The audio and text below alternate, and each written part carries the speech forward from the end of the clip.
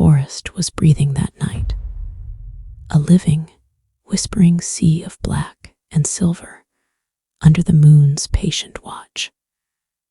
The bare trees clawing at the sky as if begging for warmth from the pale light overhead. And in the center of it all, trudging along a narrow path carved more by deer and foxes than by human feet, was a little girl named Aloin, no more than 8 years old, bundled in a too large red jacket, her boots sinking slightly into the soft quilt of last fall's leaves, her cheeks flushed with cold, her breath painting puffs of mist into the frozen night air, clutching a battered stuffed wolf toy close to her chest, as she wandered deeper and deeper into the woods that had,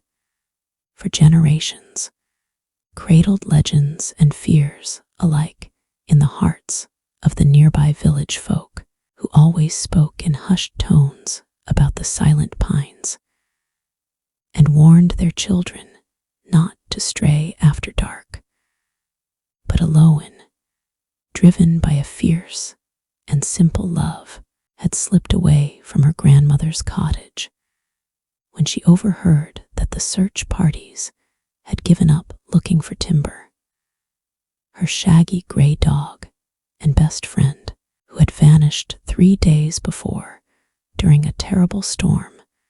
that had sent trees crashing down and creeks overflowing. And now, beneath the heavy gaze of the moon, Aloin's small figure was a beacon of stubborn hope.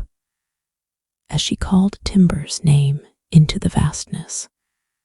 her voice trembling with a mix of fear and determination. And it was then, when she reached a clearing so quiet that even the wind seemed to hold its breath, that she heard it, a low, rhythmic padding, the unmistakable sound of many paws on frost-hardened earth, coming from all sides, growing louder and closer until, from the shadows between the trees, emerged not one, not two, but 14 wolves, their coats shimmering like quicksilver in the moonlight, their eyes reflecting an intelligence so deep and ancient it seemed impossible for a child to understand. And Aloin, heart hammering in her chest, stood frozen, the instinctual fear rooted in every human bone telling her to run, to scream, to beg. But something stronger made her stay, a tiny inner voice no louder than a whisper, yet firm as the earth itself, telling her to be still, to trust. And as the wolves completed their silent circle around her, forming a living barrier between her and the unknown dangers of the deeper forest, she realized that none of them bared their teeth or growled. Instead, they lowered their massive heads in a kind of solemn greeting, and one among them, a towering black wolf with a scar splitting one ear, stepped forward, his breath misting in the cold air as he regarded Aloin with eyes the color of ancient amber, eyes that held sadness, wisdom, and something else, recognition. And before she could blink, the black wolf lowered himself until he was lying flat, nose to the ground, and nudged something forward with his muzzle, a small, trembling shape that whimpered once, and then barked weakly. And Aloin's knees gave out as she realized it was Timber, dirty, thin, but alive, his tail wagging feebly,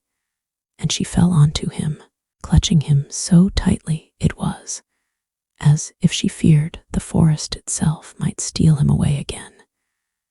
tears streaming down her face, mixing with the cold and the joy and the utter disbelief of it all. And when she finally looked up, wiping her nose on her sleeve, the wolves were still there, watching, guarding, their bodies forming a solid wall of protection. And though the little girl did not speak wolf, and the wolves did not speak human, something passed between them, a shared acknowledgement of something sacred, a bond beyond words. And slowly, one by one, the wolves lifted their heads to the sky and began to howl, not a sound of menace, but of triumph, of mourning, of ancient promises kept. And the sound was so hauntingly beautiful that it felt like the forest itself sang along, the trees swaying in time with the melody of the wild, and the howl carried far across the valleys and hills to the village, where lights flickered on and doors creaked open as the people listened, bewildered, sensing something momentous had happened, but not yet knowing what. And Aloin, cradling timber against her chest, felt the power of it vibrate through her bones, through her very soul. And she knew, without anyone having to tell her, that she had been chosen, marked, in some unknowable way by the spirits of the forest, and that this night would never leave her heart, would never be spoken of lightly. And just as suddenly as they had appeared, the wolves turned, melting back into the woods, but not before the scarred black wolf paused, gazing at Aloin one last time with those ancient eyes, and dipped his great head low in what could only be described as a bow, a gesture of respect so profound that it brought fresh tears to Aloin's eyes. And then he too disappeared, swallowed by the living darkness, and Aloin, clutching timber, began the long walk home, guided by the moon and the lingering echo of howls that spoke of promises kept, bonds formed, and mysteries that would never fully be understood by those who lived apart from the wild heart of the world. The forest seemed almost to lean inward as Aloin made her way back. Every creaking branch and sighing gust of wind feeling alive, watchful, as if unseen eyes lingered on her from the bramble and thicket. But Aloin didn't feel afraid anymore, cradling timber, who whimpered softly, but with more strength with each step.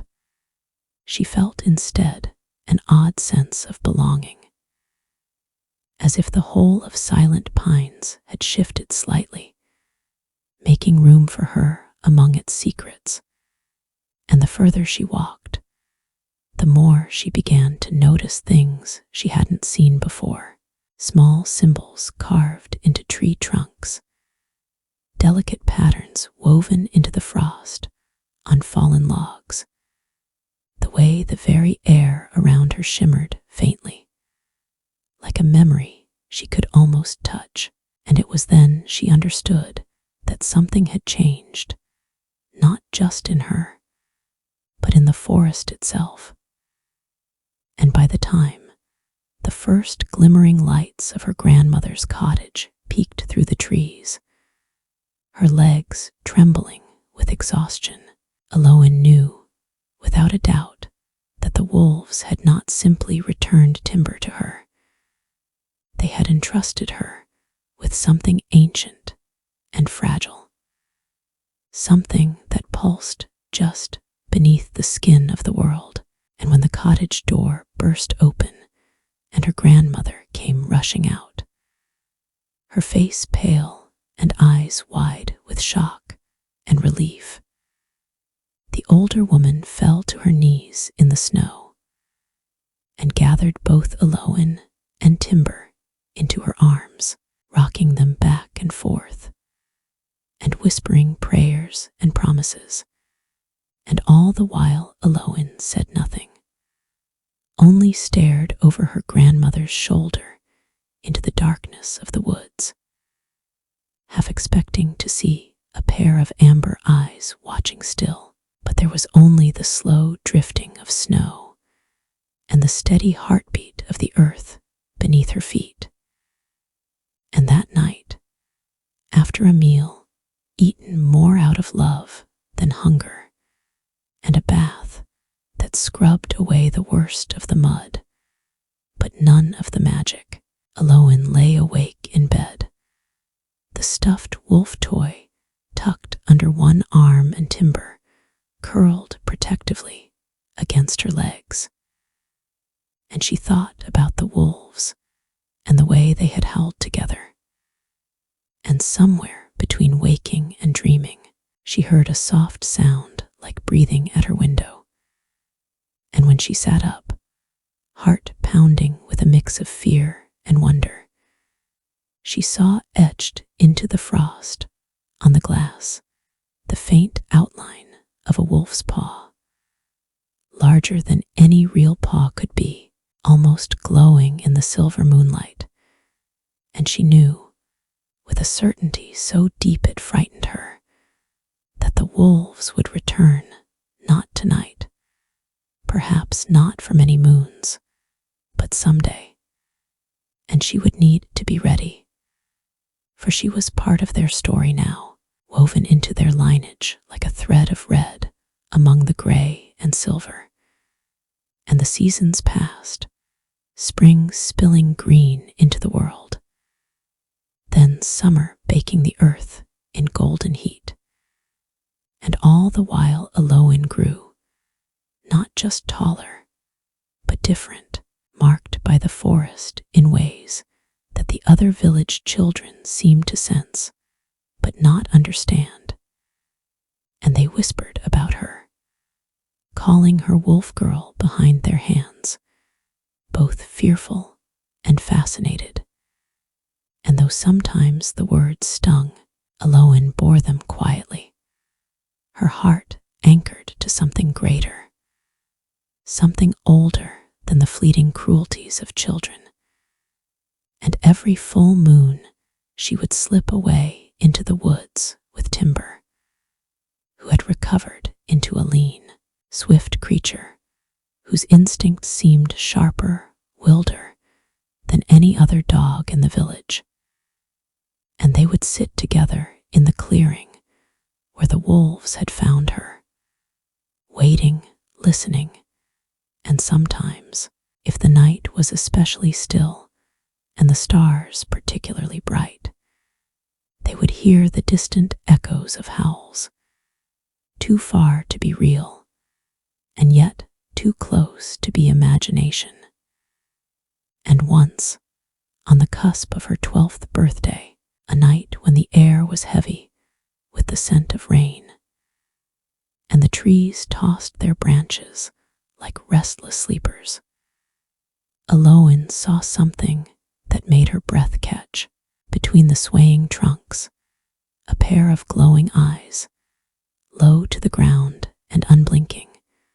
watching her with a patience that spoke of lifetimes. And she stood without fear, meeting the gaze across the gulf of shadow. And though no words passed between them, she understood soon it would be time for her to step fully into the world the wolves had shown her. And true to the unspoken promise, the very next night, the call came, not in a voice she heard with her ears, but inside her chest, like a drumbeat, an irresistible pull that drew her from her bed and into the waiting arms of the forest, where she found the scarred black wolf standing alone in the clearing, his coat dusted with silver from the years that had passed, but his presence no less mighty, and without hesitation, Aloin approached, timber at her side, and as she laid her hand gently on the massive wolf's head, feeling the living heat of him, the forest seemed to sigh around her. A breath held too long now released, and then she noticed that the trees themselves seemed to ripple and shift, revealing a path she had never seen before, winding deeper into the heart of silent pines. And she knew, without needing to ask, that the black wolf wanted her to follow, and so she did, leaving behind the familiar world without a backward glance, journeying through tunnels of green and gold, across streams that whispered secrets and hills that groaned with the memories of battles fought long before humans built their villages. Until at last they reached a place where the trees opened into a vast glade, bathed in perpetual moonlight, though no moon hung in the sky. And there, gathered in a great circle, were wolves beyond counting, their coats 1,000 shades of night and snow and dusk, their eyes gleaming with the fire of the first stars, and in the center of them all stood a stone altar, rough-hewn and ancient, upon which was carved the story of the pact between wolves and humankind, a pact forgotten by most, but still honored by the guardians of the forest. And Aloin approached, heart thundering, feeling the weight of history settle on her shoulders. And as she placed her hand on the altar, a light flared from the stone, illuminating the glade in a brilliance that turned the wolves into living statues of gold and silver. And a voice not heard by the ear, but felt in the soul spoke, "Child of two worlds, bridge of blood and spirit, will you take up the mantle of guardian, protector of the ancient bond, speaker for those without voices?" And though her knees trembled and her mouth was dry, Aloin found her voice steady and clear as she answered, "I will." And at once the wolves raised their heads and howled, the sound filling the night with a power so raw and beautiful that it remade her from the inside out, knitting her spirit into the fabric of the forest itself. And when the light faded, Aloin found that she could understand the wolves, not with words, but with pure meaning. And she could feel the heartbeat of the earth beneath her feet, and she knew paths she had never walked and names she had never learned. And though she would return to the village, she would never truly belong to it again, for she was now something more, something both more human and more wild, a guardian of the silent pines, a living promise that the bond between her kind and the wolves would not be forgotten. And in the years that followed, Aloin grew into a woman of quiet strength, her hair long and tangled like the forest itself, her eyes sharp and knowing. And whenever a dog went missing or a child strayed too far, it was she who found them, safe and whole, and the villagers, though they still whispered, now spoke her name with reverence, building small shrines at the edge of the woods, where they left offerings of bread and honey, and carved wolves of wood and stone.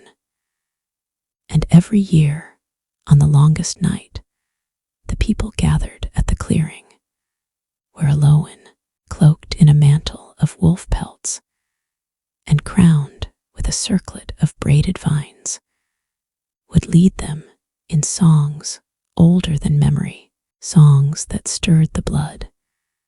and reminded even the most jaded hearts that they were part of something vast and wild and precious.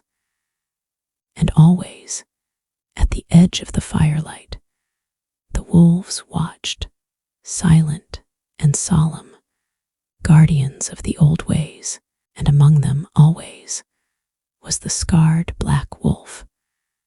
who had once saved a little girl in a red jacket, and in doing so, saved the ancient bond between two worlds. And so the years turned like slow, deliberate pages of an ancient book, each season another line in the living story Aloin was becoming. The forest growing not just around her, but through her, her senses sharpening, until she could smell the rain before the clouds gathered and hear the heavy footfalls of a stag miles away. And Timber, her faithful companion, whose gray had deepened around his muzzle, but whose spirit remained as wild and quick as it had been the night of their great reunion, never left her side, their bond so complete that words were unnecessary. And as the villagers aged and new generations rose up, the memory of the old warnings about silent pines softened into songs and traditions.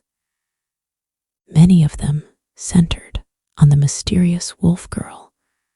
who had grown into the wolf woman, a figure of whispered awe who the children swore could speak to animals and vanish into mist. And sometimes, when the moon hung low and orange in the sky, and the wolves sang their ancient songs, parents would gather their little ones and tell the tale of Aloin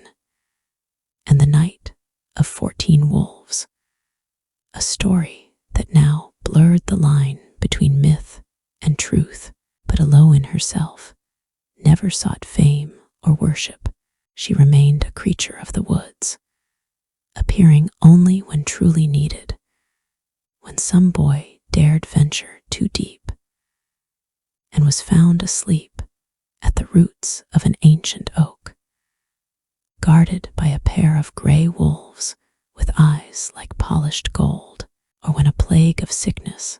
threatened to sweep through the livestock, only to be mysteriously diverted by herbs no farmer knew the name of left carefully on barn doors. And in the heart of silent pines, the bond between Aloin and the wolves deepened into something that defied even the oldest tongues. For she was now recognized by the packs not just as an ally, but as one of their own, a human with the soul of a wolf, a sister across bloodlines. And in the secret places of the forest, ceremonies older than memory took place beneath the weeping arms of ancient trees, ceremonies where Aloin stood shoulder to shoulder with wolves, whose lineage traced back to the first howl. And during these gatherings, the boundary between human and beast blurred, until they all seemed made of the same fierce spirit, and the black wolf, whom Aloin came to know by the name Valor, a name she heard not with ears,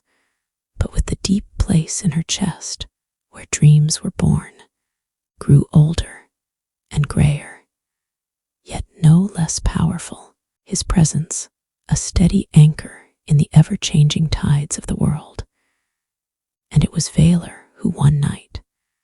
when the stars burned especially bright and low, led Aloin to the place known only in whispers as the heart of the pines, a hidden valley so lush and alive it seemed untouched by time, where springs of crystal water gushed from the roots of trees so large that their crowns vanished into the clouds.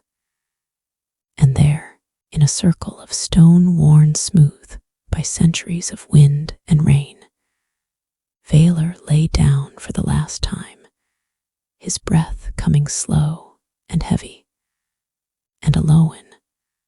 though her heart shattered with every beat, understood that this was not a death to mourn, but a passage to honor.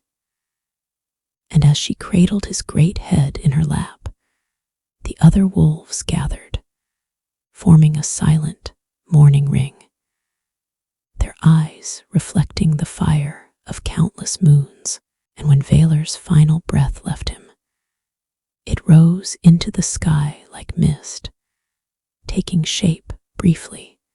a magnificent wolf of light, before scattering among the stars,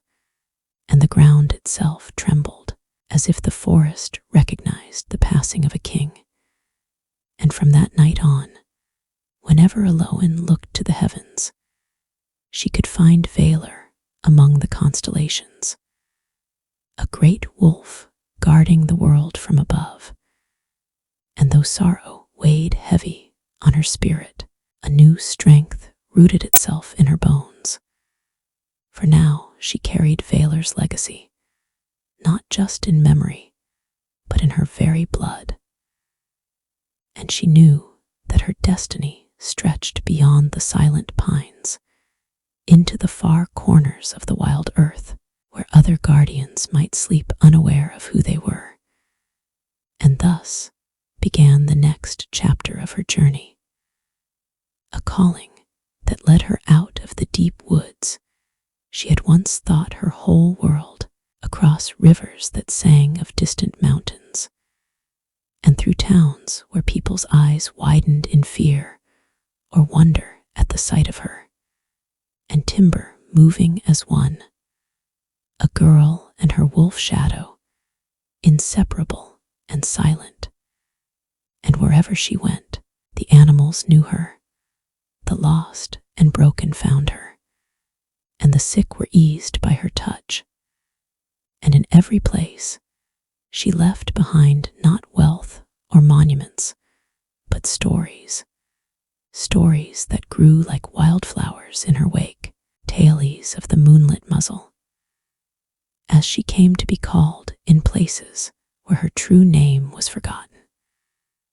the woman who carried the scent of pine and frost, and who spoke the language of wolves. And though years blurred together like the flow of a river, Aloin never truly aged the way others did, while lines creased the faces of the farmers and traders she met along her path. Her own face remained timeless, weathered by wind and rain, but untouched by the slow decay of time, as if the oath she had taken under the eternal moon had set her apart from the mortal march toward dust. And sometimes, in quiet moments by lonely campfires, she wondered if she would ever see another human who understood, if there were others like her, marked by the wild, chosen by something older than gods. And it was in one such moment, beneath a blood-red harvest moon on the windswept cliffs of the northern coasts, that she met him, a boy no older than 16, barefoot and laughing, as he tumbled down a rocky slope, his laughter cutting through the gloom like sunlight, and at his heels, a pair of lean white wolves with eyes so blue they seemed to cut into the soul. And when Aloin met his gaze, she felt it immediately, the thrum of recognition. The chord struck deep within, and she smiled for the first time in what felt like 100 lifetimes, realizing that she was not alone. And the boy, whose name was Kale, spoke in a tongue half forgotten by the world, a language that tasted of salt and sky, and he told her that his people lived far from any maps, hidden in the folds of mountains and mist, bound to the wolves by promises made in the first winter. And though their ways were dying, he had been sent out under visions and dreams to find her, the moonlit Muzzle, the keeper of the old bond. And together they could rekindle the flame before it was snuffed out forever. And so began a partnership unlike any the world had seen, a weaving of two legacies into one. And together they traveled farther still, seeking others whose blood remembered the song of the wild, whose hearts ached for something they could not name, gathering a silent army, not of warriors, but of dreamers, healers, protectors. And with each soul they touched, the bond grew stronger, a web of light and loyalty stretching across the wounded earth. And everywhere they went, the wolves followed, black and white, gray and gold, silent sentinels of a new dawn rising from the ruins of the old world. And as the years folded into decades, the legend of the moonlit Muzzle spread like fire through dry grass. And though kings rose and fell, and wars scarred the land, and men forgot the names of their own grandfathers, they never forgot her, the woman who moved through history like a breath of wind, leaving behind only hope and the soft, haunting echo of a wolf's howl beneath a forgiving moon. The world spun onward as Aloin and Kale moved like whispered legends across the weary lands, threading forgotten villages, crumbling cities, and endless wilds with a ribbon of hope. And though the work was slow and often unseen, they could feel it changing, the quiet awakening of something ancient in the bones of the world, like a sleeping giant stirring after an age of slumber. And everywhere they went,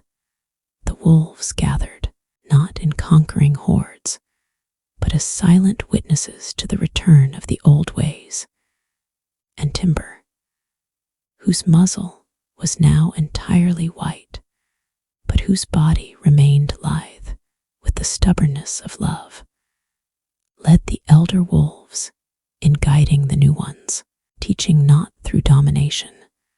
but by example.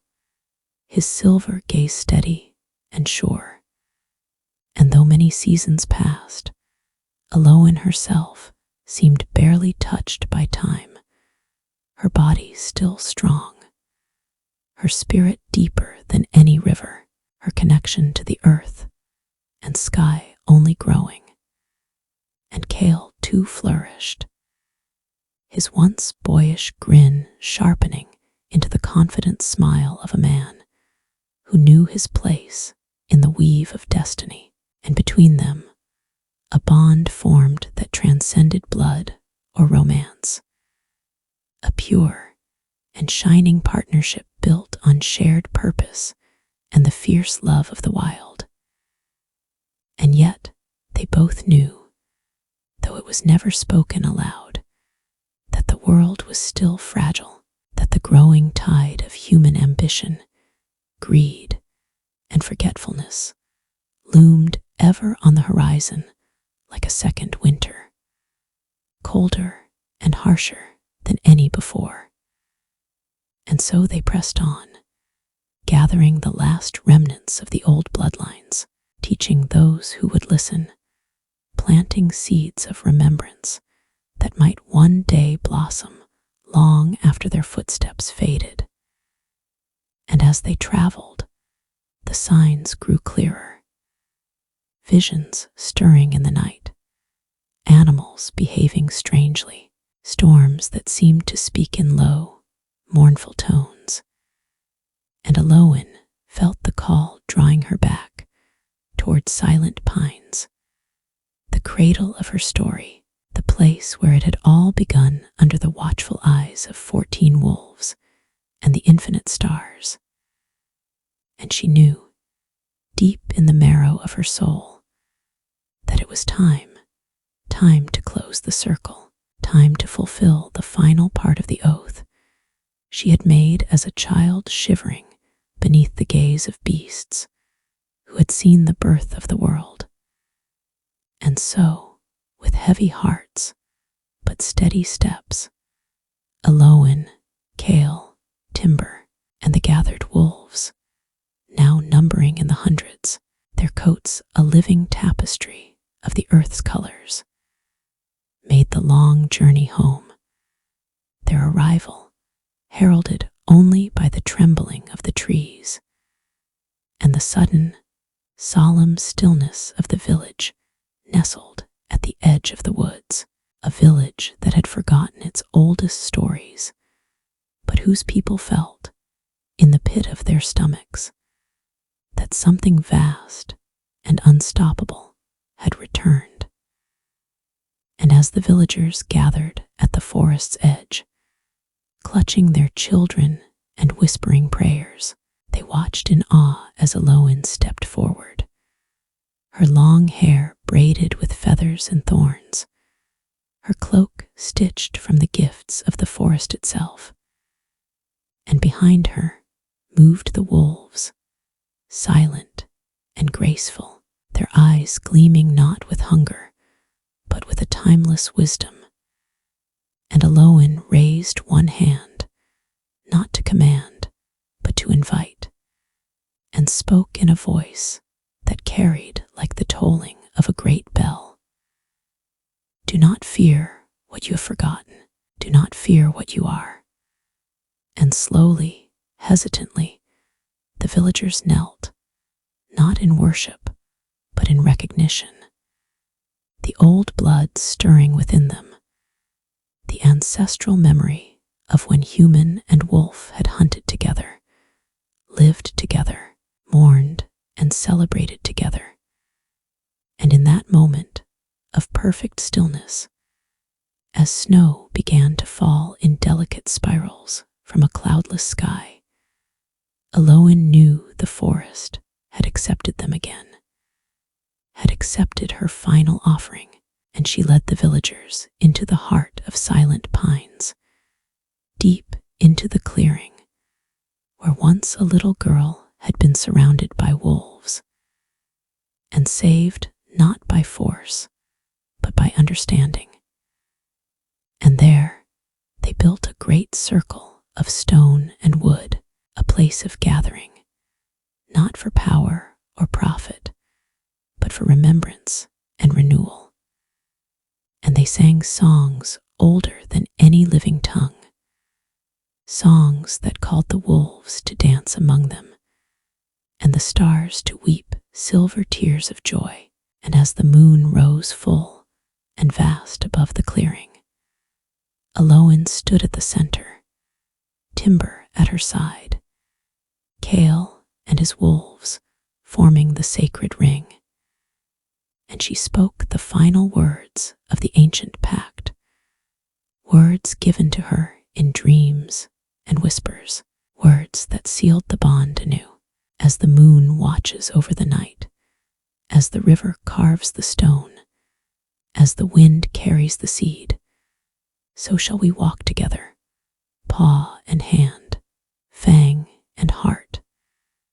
until the stars fall from the sky. And the forest answered, a deep thrumming that shook the earth, a heartbeat reborn. And Aloan felt the last thread of her task weave into place, completing the tapestry she had spent a lifetime stitching. And in that moment, she understood that her work was done, that the guardianship would continue, not because of her, but because the memory had been rekindled in the hearts of many, no longer reliant on a single soul, but spread wide and strong like the roots of the oldest trees. And as she knelt beside Timber, whispering her gratitude into his worn but ever-patient ears, she felt his body relax, a final deep sigh of contentment. And she knew, with a sorrow sweet and proud, that his time had come. And as he slipped from this world, his spirit rose in a great arc of silver light, joining Valor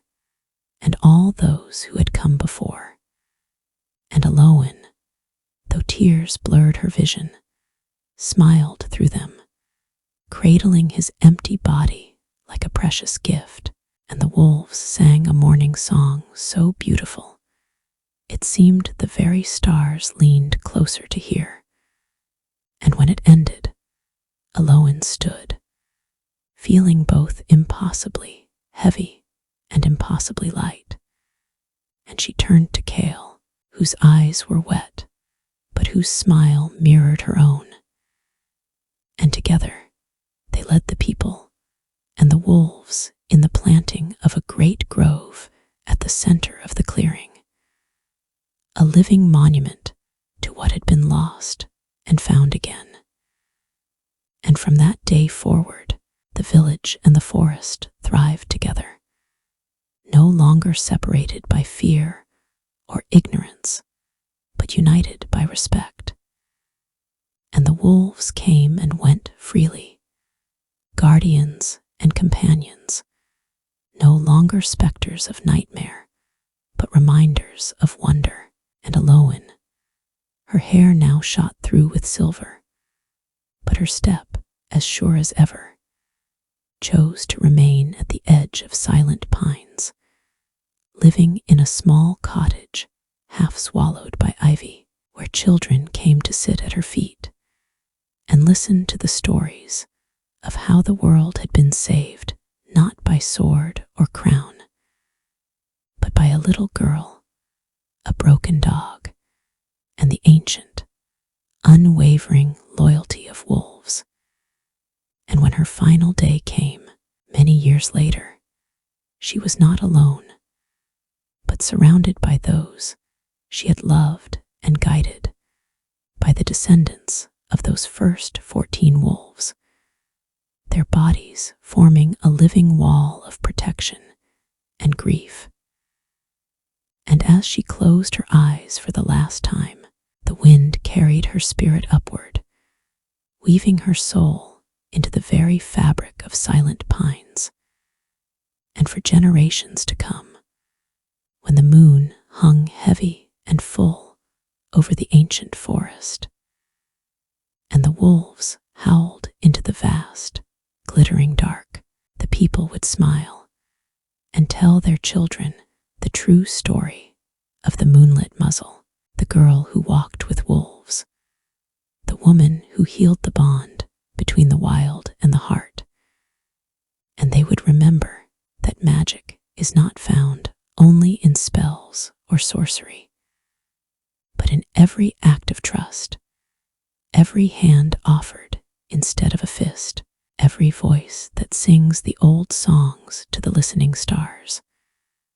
And thus, Aloin's story never truly ended, but lived on in every heartbeat of the forest, in every newborn wolf pup's cry, in every child's laughter beneath the sheltering boughs of silent pines, a living, breathing legend that would never again be forgotten.